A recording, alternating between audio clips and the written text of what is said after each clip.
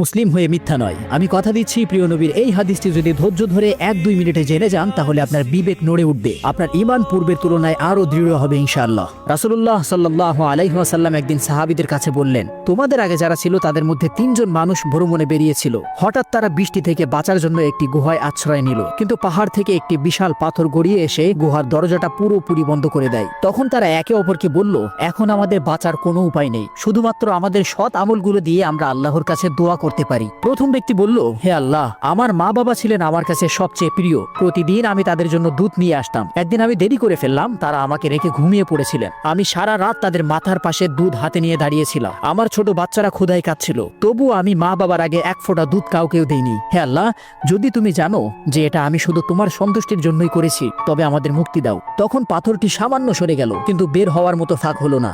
দ্বিতীয় ব্যক্তি বলল, হে আল্লাহ, আমার এক চাচাতো বোন ছিল যাকে আমি খুব ভালোবাসতাম।